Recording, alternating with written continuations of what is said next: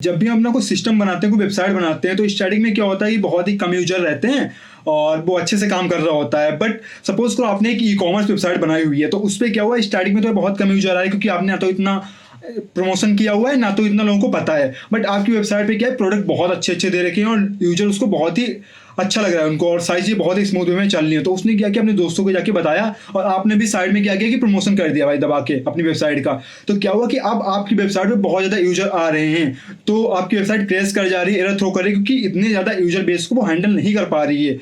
बार बार आपकी website down हो रही है, जिससे यूजर का इंटरेस्ट खो रहा है। तो अब आपको क्या करना पड़ेगा, आपको अपनी वेबसाइट को स्केल करवाना पड़ेगा, अपनी सर्वर को स्केल करना पड़ेगा, जिससे कि वो और ज़्यादा यूजर को हैंडल कर सके।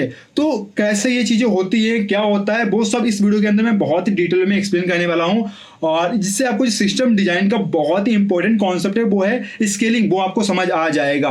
तो इमेजिन करो कि आपने एक सर्वर बनाया है, ठीक है, सर्वर है और ये आपकी वेबसाइट है, ठीक है, ये आपकी वेबसाइट है। यहाँ पे क्या हुआ, यूजर आ रहे हैं, यूजर बनाया, उसको बहुत इंटरेस्टिंग लगा, मजा आ गया, उसने चलाया और सब कुछ, और उसने बाय करके गया, उसने अपने दोस्तों को बताया। अब यहाँ पे क्या हो रहा है कि भाई 1 मिलियन यूजर आना स्टार्ट हो गया, ठीक है, 1 मिलियन यूजर आ रहे हैं, 2 मिलियन यूजर आ रहे हैं और आपका सर्वर काम नहीं कर रहा है, फट रहा है। अब आपको क्या करना पड़ेगा, या तो आप इसी सर्वर, इसी मशीन को जहाँ पे ये आपका सर्वर डिप्लॉयड है, उसी मशीन को क्या करोगे भाई, इसको बड़ी मशीन लोगे, ठीक है, उस छोटी सी मशीन जो आपकी पहले थी उसको हटा दिया, ठीक है। अब आपने क्या किया, बड़ी मशीन ले ली, या फिर आपने क्या किया है, या फिर आपका मोर मशीन ले रहे हो, ठीक है, मोर मशीन्स, ठीक है, आप ज़्यादा मशीन्स बाई कर रहे हो। तो इस तरह से क्या होगा, जो भी आपका यूजर आ रहा होगा, जितना भी आ रहा होगा, सब इधर हैंडल हो जाएगा, बहुत ही आसानी से चीज़ें चल रही होंगी। और इसको क्या बोलते हैं हम, इस चीज़ को, मतलब मशीन्स को बढ़ाना या अधिक अधिक बाई करना, इसको बोलते हैं स्केलिंग, ठीक है। ये तुम क्या कर रहे हो, अपने सर्वर को स्केल कर रहे हो। अब ये तुम उसी मशीन को, जो आपका सर्वर था, जहाँ पे जो आपका सर्वर जिस मशीन पे डिप्लॉयड था, उसको हम क्या बोलेंगे, उसको, इस स्केलिंग को बोलते हैं वर्टिकल स्केलिंग, ठीक है, वर्टिकल स्केलिंग। और यदि आप क्या कर रहे हो, अधिक मशीन बाई कर रहे हो, ठीक है, एक सर्वर तो, एक मशीन तो थी, आपने क्या किया और मशीन बाई करी, तो इसको क्या बोलते हैं, हॉरिजॉन्टल स्केलिंग, ठीक है।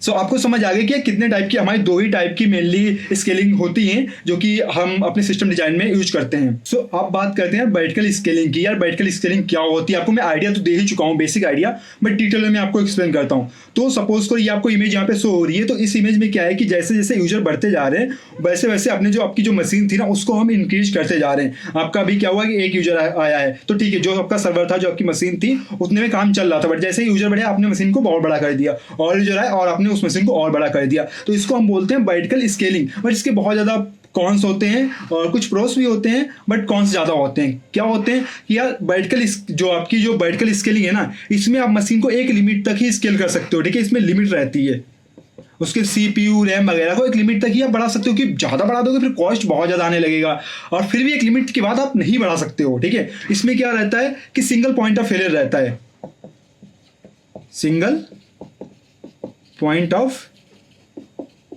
फेलियर। मतलब क्या होता है कि यार किसी वजह से क्या हुआ कि आपका सर्वर, आपकी मशीन डाउन हो गई है, तो क्या कर रहा होगा उस टाइम पे, तुम्हें वेबसाइट, तुम्हारा जो सर्वर था, जो कोड था, वो नहीं चलेगा, जो आपके यूजर वगैरह थे वो सब चले जाएंगे, मतलब क्या ये चल क्या रहा है, तो ये भी प्रॉब्लम आती है। तो इसी तरह से बहुत सारी समस्याएं इसमें होती हैं। सो अब बात कर लेते हैं हॉरिजॉन्टल स्केलिंग की। क्या होता है, मैं आपको बेसिक आइडिया तो आपको पता ही है, बट थोड़ा डिटेल में मैं आपको बताता हूँ। सो जो आपको यहाँ पे इमेज शो हो रही है, यहाँ पे आपको क्या दिख रहा है कि आपके पास एक सिंगल सर्वर था, ठीक है, अभी क्या हुआ, ज्यादा यूजर आ गया, तो उसके बाद आपने क्या किया, और 3 सर्वर ले लिए, ठीक है, जैसा यहाँ पे आपको इस इमेज में शो हो रहा है। और आपका क्या हुआ कि आपका CPU बढ़ गया, ठीक है, ट्रिपल हो गया, आपकी रैम बढ़ गई है, 3 गुना हो गई है, और SSD भी आपकी 3 गुना हो गई है। तो इसको हम बोल रहे हैं हॉरिजॉन्टल स्केलिंग। अब इसके प्रोस क्या है, कॉन्स क्या है, उसकी बात कर लेते हैं। तो इसमें क्या होता है, इसमें जो चीजें रहती है, हम एक प्रॉब्लम आती है कि लोड बैलेंसिंग की, ठीक है।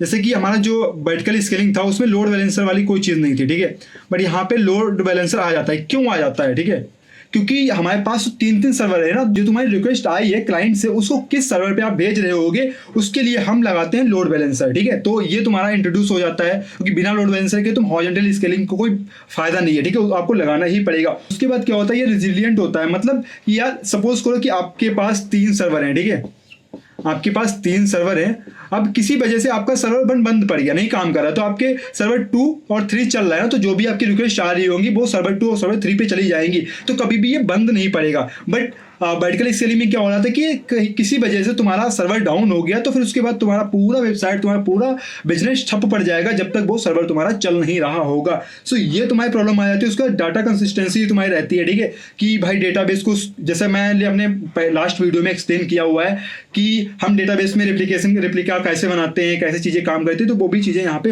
होती रहती हैं। सो अभी आपको पता चल गया है कि यह स्केलिंग कितने टाइप की होती है। तो हमारी 2 टाइप की स्केलिंग होती है, वर्टिकल और हॉरिजॉन्टल। आपको इसके बारे में बहुत ही डिटेल में आइडिया हो गया है।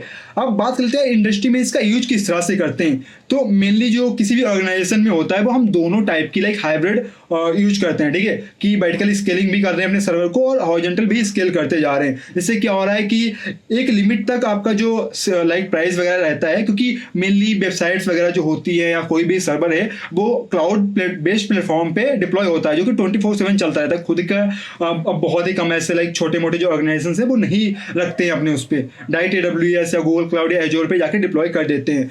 तो क्या होता है कि एक लिमिट तक ही आप वर्टिकल में स्केल करोगे जहां तक आपके लिए इकोनॉमिकली फिजिबल रहेगा, बट उसके बाद आपको हॉरिजॉन्टल स्केल करोगे तो अच्छा रहता है। तो इस तरह से आप काम करता है ये चीज़ें। सो आई होप आपको चीज़ें समझ आ गई है और इसी तरह के वीडियोस आप लोगों को इस चैनल पे मिलते रहेंगे। और हिंदी में हम सिस्टम डिजाइन के कॉन्सेप्ट को बहुत ही डिटेल वे में एक्सप्लेन करते हैं, जिससे कि आपको बहुत अच्छे से चीज़ें समझ आ जाएं और आपसे इससे रिलेटेड आपको कोई भी क्वेश्चन पूछे जाए तो आप आराम से अपने इंटरव्यू में बता सकें। सो ऑल द बेस्ट, मिलते हैं किसी और वीडियो के अंदर। चैनल को सब्सक्राइब कर दो, वीडियो को लाइक कर दो, अपने दोस्तों के साथ शेयर कर दो।